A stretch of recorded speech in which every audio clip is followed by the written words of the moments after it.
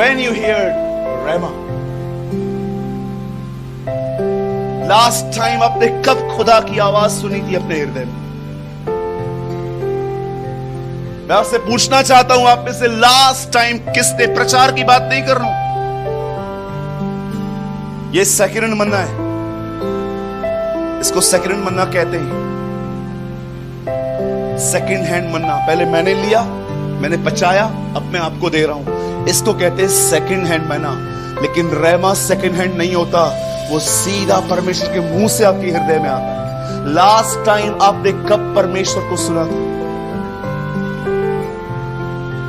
कभी आपने इस बारे में सोचा है, ये अनुभव मुझे क्यों नहीं मिलता? क्यों मुझसे वो बात नहीं करता? क्या वो मुझसे नाराज है? क्यों पॉल कहता है उसकी आत्मा को शोकित मत करो? ग्रीव्ड लिखा है, ग्रीव्ड।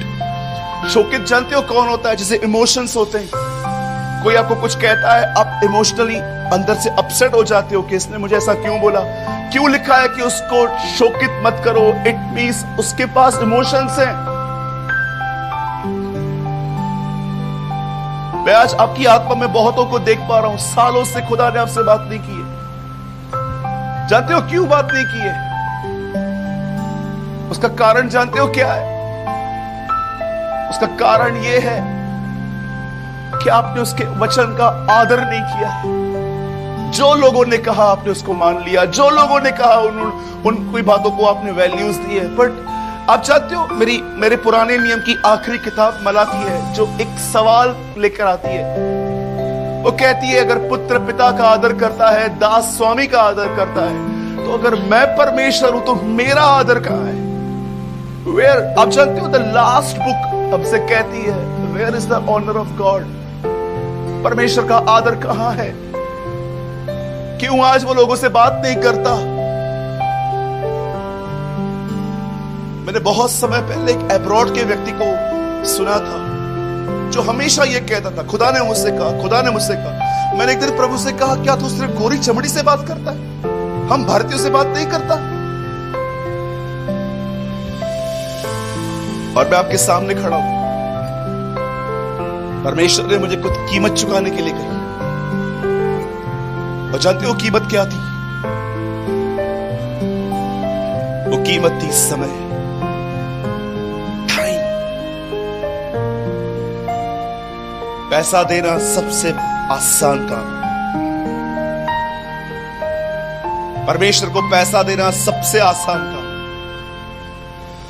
जानते हो परमेश्वर को सबसे डिफिकल्ट काम क्या है देना? समय। कुछ लोग तो खुदा के साथ मोबाइल लेके बैठते, यहां पर फोन पड़ा रहेगा, यहां पर बाइबल पड़ी रहेगी, और प्रभु को बोलते हैं, प्रभु मुझसे बात कर। हिपोक्रेट्स। दो चीजें, दुचिता मन सामने सामने, डबल माइंडेड, इधर भी इधर भी इधर भी इधर भी, और खुदा को सुनना चाहते। बाइबल नहीं कहती तुम मुझे ढूंढोगे और तुम मुझे पालोगे। There is no such word in the Bible. The Bible says तुम मुझे अपने पूरे हृदय से ढूंढोगे और मैं तुम्हें मिलूंगा। There is a condition.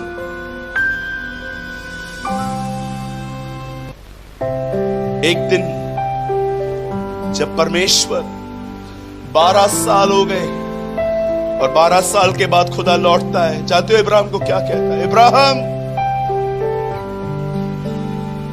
मैं वही तेरा खुदा हूं, चल मेरी उपस्थिति में सिद्ध हो। आप में से कितने लोगों ने यह बात देखी? इब्राहिम खुदा के बगैर रह रहा था, प्रभु नहीं रह पाया उसके बगैर। अगर आज भी आप खुदा से कहोगे ना, प्रभु आप कौन सी चीज है जो आप मुझ में नफरत करते हैं, वो जानते हैं आपको क्या कहेगा? मुझे तुझसे नफरत नहीं है, तेरे और मेरे बीच में जो गैप है ना, मुझे उससे नफरत है। मैं चाहता हूं हम एक हो जाएं, तू और मैं एक हो जाएं। मैं अपनी सृष्टि को ऊपर से भी आशीष कर सकता हूं, लेकिन ये मेरी बड़ी इच्छा है कि मैं हर आशीष तेरे द्वारा दूं।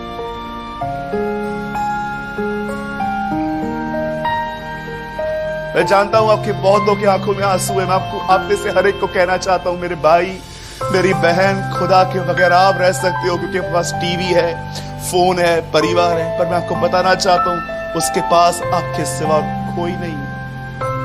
आप उसकी खुशी हो। इंग्लिश में लिखा गया है He create us for his happiness। उसने हमें अपनी खुशी के लिए बनाया है। मैं हमेशा एक बात को कहता हूं, सूरज जानता है तू कौन है? You are the happiness of God. क्या कहा था यर्दन पे यीशु के लिए? हिंदी में लिखा है ये मेरा प्रिय पुत्र है जिससे मैं प्रसन्न हूं। पढ़िए इंग्लिश क्या लिखा है वहां पर, जानते हो? He is a person who's the agenda of my joy। ये वो बंदा है जिसके कारण मैं खुश हूं। ये वो बंदा है जो मेरे फेस पे स्माइल लेके आता है। ये वो व्यक्ति है जिसने मुझे आनंदित रखा है। मैं आपसे पूछना चाहता हूं, क्या खुदा आपके लिए कह सकता है कि ही इज अ पर्सन जिसको देखकर मैं मुस्कुराता हूं, खुश होता हूं? आप जानते हो जब परमेश्वर इब्राहिम के पास इस बार आते हैं तो खुदा उसको कहता है, इब्राहिम, आइए मैं पैराफ्रेज करके बताता हूं आपको। हे इब्राहिम, तू बहुत गलतियां कर चुका है। ये गलतियां बंद नहीं होंगी जब तक तू मेरी उपस्थिति में चलना न सीखे। जानते हो उसकी उपस्थिति में चलने का मतलब ये नहीं होता कि देखो मेरे बाल खड़े हो गए, देखो मुझे कुछ हो रहा है। उसकी उपस्थिति के साथ चलने का मतलब जानते क्या है? उससे उपस्थित जानकर चलना कि परमेश्वर यहां है, जो मैं कर रहा हूं क्या उसे प्रसन्न है। याद रखना, प्रभु में बढ़ते बढ़ते बढ़ते एक समय ऐसा आएगा जब आप मेरी इस लाइन को याद करोगे कि प्रेमानी भाई ऐसा बोलते थे। याद रखना, मसीह जीवन यहां पूरा होता है इस लाइन पे। यहां पर अगर आपने ये सीख लिया, your Christian life is complete. और वो ये लाइन है, जो मैं कर रहा हूं क्या उसे पसंद है।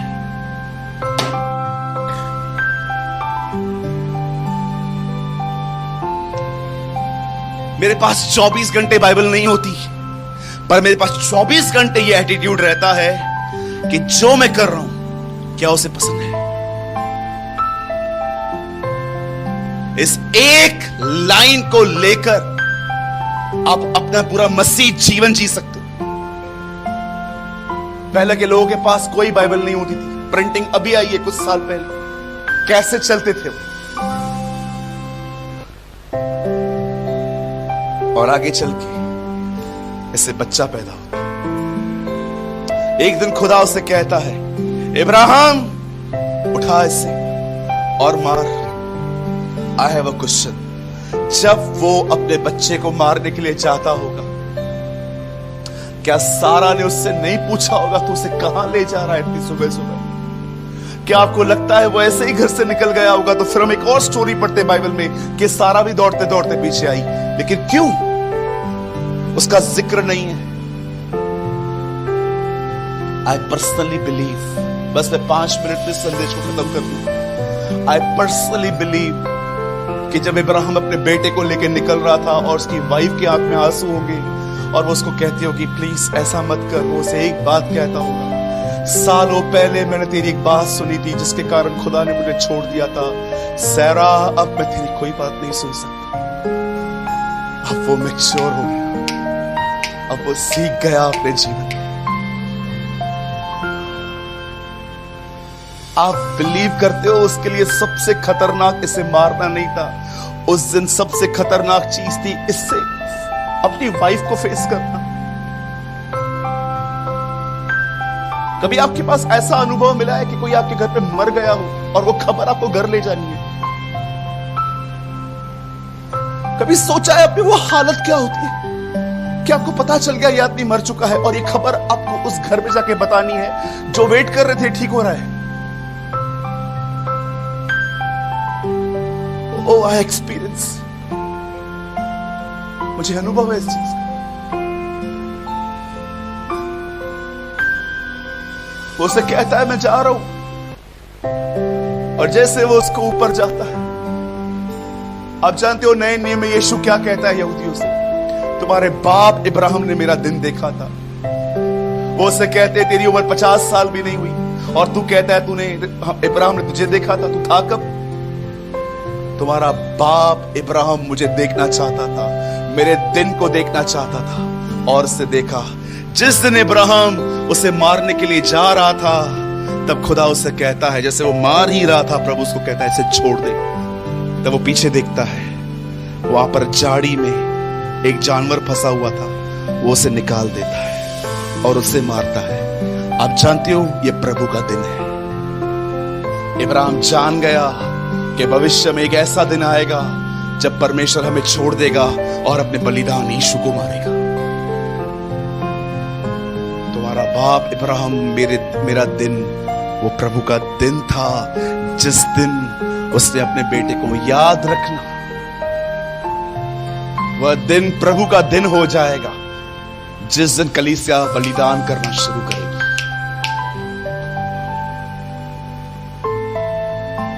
आज मैं इस सवाल को आपके साथ छोड़ के जा रहा हूं, क्या आप उसकी हुजूरी में जीते? Please now be mature. अब ये गिरना उठना सब छोड़ दो। मैं गिर गया, मैं उठ गया, मेरे बाल खड़े हो गए, मुझे ठंडी पड़ रही, अब ये सारी बातें बाजू में रखो। ये अनुभव आओ रियलिटी में। क्या आपके हृदय, आपके विवेक इस बात से जुड़े हुए हैं कि वो यहीं पर है और जो मैं कर रहा हूं वो उसको देख रहा है? आपकी जिंदगी जीने के तरीके बदल जाएंगे जिस दिन आप ये जिंदगी जीना चालू करेंगे कि मेरा उद्धार करता मेरे साथ है, वह इमैनुअल जिसके लिए लिखा गया है वह हमारे साथ है, वो मेरे पास है। आप एक रूड वर्ड बात करोगे ना, अचानक आपके अंदर पवित्र आत्मा आपको पिंग करेगा, सूरज खुदा को ये बात अच्छी नहीं लगी, गो उससे माफी मांग। एक यही चीज है जो आपको रैप्चर के लिए तैयार कर सकती है। This is the only thing. अगर जिसके साथ ये नहीं है, आई एम नॉट जज, मैं न्यायी नहीं हूं, लेकिन मैं अपने उस नॉलेज के हिसाब से जो खुदा ने मुझे दिया है, मैं आपको लिख के दे सकता हूं। He will not see the Christ, he will see the anti-Christ। वो मसीह नहीं देख पाएगा, वो उसके बाद आने वाले मसीह विरोधी को देखेगा। चाहे आप पास्टर हो, चाहे आप प्रचारक हो, चाहे आप कोई भी क्यों ना हो, हर वो व्यक्ति जो उसकी प्रेजेंस में नहीं जीता, एक दिन वो एंटी क्राइस्ट की प्रेजेंस में जिएगा।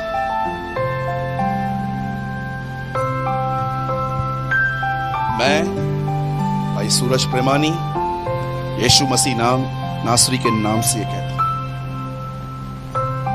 17 साल प्रभु के साथ चलने के बाद ये मैंने अनुभव किया कि आज विश्वासी, बहुत सारे विश्वासी खुदा की हुजूरी में नहीं जीते। उनको लगता है प्रभु की उपस्थिति का मतलब होता है ये बाल खड़े हो गए, गिर गया, उठ गया। Are you living in his real presence? Paul क्या कहता है तीमुथियुस को? I am writing to you all these things in the presence of Lord Jesus Christ. मैं ये तुझे सारी बातें प्रभु की उपस्थिति में लिख रहा हूं, बालों के खड़े होने में नहीं लिख रहा। ओ जब मैं लिख रहा हूं तो देख मेरे बाल खड़े हो रहे हैं, ओ मुझे कुछ हो रहा है, वो ऐसा नहीं लिखता। अब ये सब बंद करिए, ये फीलिंग्स को। अगर आपको लगता है बालों का खड़ा होना खुदा की हुजूरी है, मैं आपको एक एक्सपेरिमेंट बताना चाहता हूं, घर जाके करना। यहां से जाते जाते एक ब्लैक बोर्ड खरीदो जिस पे टीचर सिखाती है, 2-3 दिन नाखून बड़े करो और उन नाखून को घसो उसके ऊपर, आपके बाल खड़े हो जाए। तो क्या ये खुदा की हुजूरी है? Church, come on, be mature. इन भावनाओं को समझना बंद कर दो। अब ये विश्वास रखना शुरू करो कि प्रभु मेरे साथ है। क्या मेरा कार्य उसे पसंद है? आपको पता है ये चीज आपको ऐसे गाइड करेगी, आपको कभी किसी से काउंसलिंग लेने की नीड ना पड़ेगी। आपका विवेक ही आपका गवाह बन जाएगा। इसीलिए कलाम पाक कहता है उन दिनों में तुम्हें किसी से न पूछना पड़ेगा कि प्रभु की मर्जी क्या है, छोटे से लेके बड़े तक सब मुझे जानते हैं।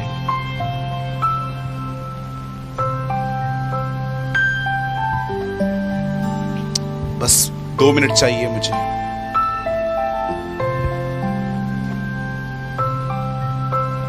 आई डोंट नो आप में से कितने लोग इस भाई को जानते हैं।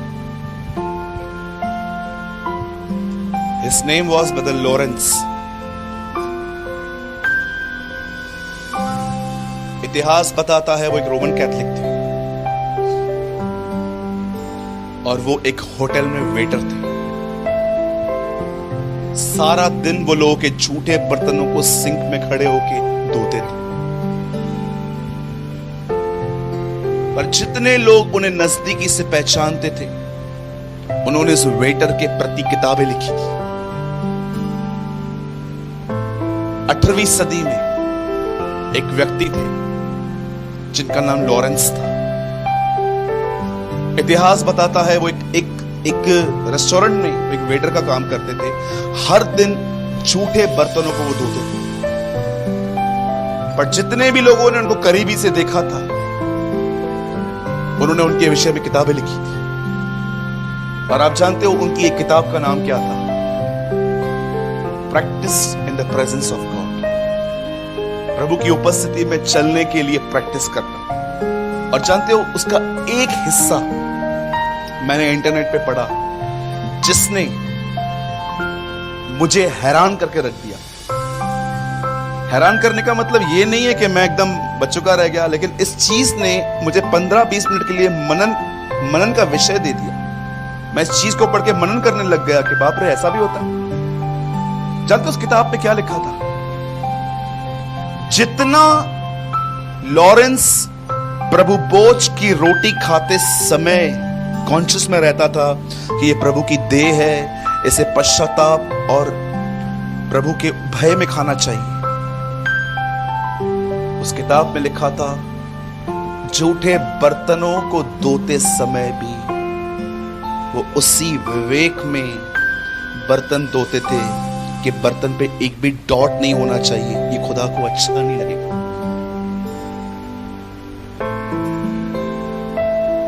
आपको पता है जब मैंने इस व्यक्ति के बारे में पढ़ा, 119वां पेज था वो, मैंने उसके ऊपर हाथ रख के कहा, खुदा क्या तू मुझे ऐसा विवेक दे सकता है? एक ऐसा विवेक जो न केवल कलीसिया में तेरी हुजूरी को देख पाए, लेकिन अपने काम की जगह पे भी तेरी हुजूरी को देख पाए। उस वेटर के लिए लिखा था जितना वह अपने आप में तब अलर्ट था जब वो प्रभु भोज लेता था, उतना ही तब भी वो अलर्ट था जब वो लोगों के झूठे बर्तनों को धोता था। और एक ड्रॉप भी अगर सब्जी का रह जाता वो उसे अच्छे से निकाल देता, क्योंकि उसे लगता था खुदा यही है और मैं अपना काम ठीक से क्यों ना करूं, उसे अच्छा नहीं लगता। आज देखिए यहां पर आवाजें कितनी छोटी है, यहां से जाने के बाद घर में आवाजें देखो, यहां पर आप, घर में तू।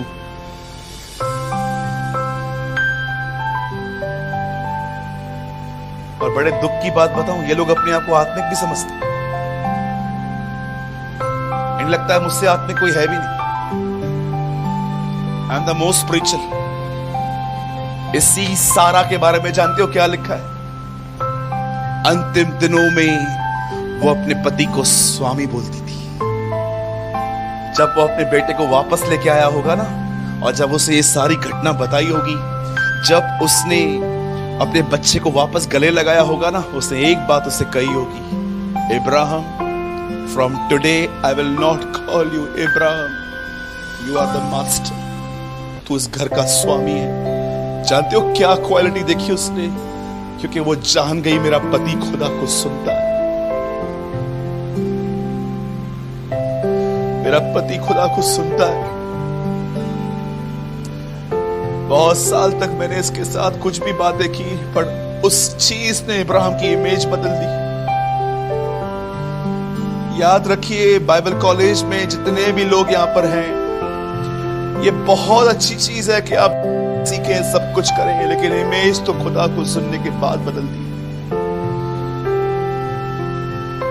डिफरेंट होते हैं ये लोग। अंतिम दिनों में वो उसको मास्टर कहती थी, पहले वो उसको कहती थी इब्राहिम, अब वो उसे मास्टर कहती थी। स्वामी, क्या मैं ये करूं? स्वामी, मैं ये करूं? इब्राहिम की इमेज बदल दी गई जब ये उसको पता चला he is a person who here God. सबसे बड़ी बात ये नहीं है कि यरीहो की शहरपनाह गिर गई, सबके बड़ी बात ये है यहोशू समझ पाया कि खुदा क्या कह रहा है। यीशु ने कहा मनुष्य को जीवित रहने का एक सबसे बेस्ट चीज है वो खुदा को सुने। मैथ्यू 4:4 मनुष्य केवल रोटी से नहीं परंतु परमेश्वर के मुंह से निकले गए वचन से जीवित रहेगा। आमीन।